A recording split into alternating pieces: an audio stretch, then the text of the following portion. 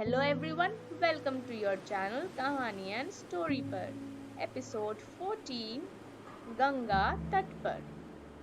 गंगा के शांत किनारे पर बैठा एक बूढ़ा नाविक जिसका नाम था रघु अपने खाली पड़े नाव को देख रहा था।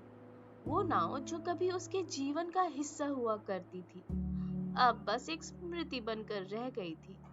रघु के चेहरे पर हल्की मुस्कान के साथ उसकी आंखों में बीते दिनों की एक चमक भी थी। रघु को वो दिन याद आ रहे थे जब गंगा की लहरों पर गोते खाती थी उसकी नाव। जब भी कोई अपने माता पिता से मिलने दूसरे दूर गांव जाना चाहता, उसकी नाव ही सहारा होती।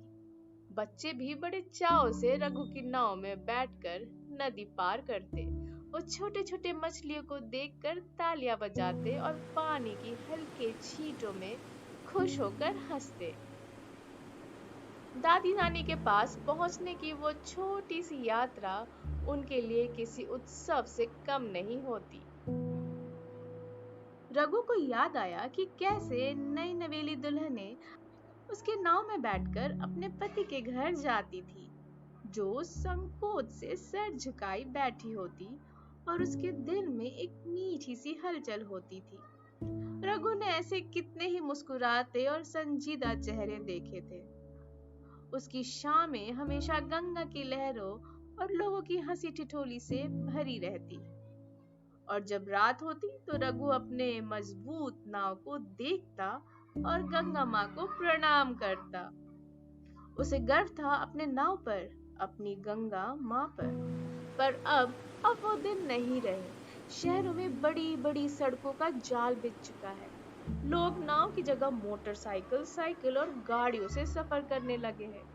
कोई गंगा माँ की सवारी नहीं करता, कोई रघु के नाव की पूछ नहीं करता। उसका मजबूत नाव अब किनारे पर अकेले पड़ा है, जैसे उसे भी पुराने दिनों की याद सताती हो। आखिरकार रघु अपने पुराने कपड़े पहनकर काम पर निकलता है, पर अब उसका काम नाव चलाना नहीं, वो साइकिलों की मरम्मत करता है। साइकिलों की चेन लगाना, पंचर बनाना। पर उसकी आंखों में गंगा का वही पुराना किनारा और उसके नाव के वो पुराने दिन तैरते हैं उसकी नजरों के सामने। रघु एक ठंडी सांस भरते हुए सोचता है, क्या दिन थे वो। तो दोस्तों, आज की थी ये छोटी सी कहानी। कल फिर मिलते हैं एक और नई कहानी के साथ। तब तक बाय बाय एंड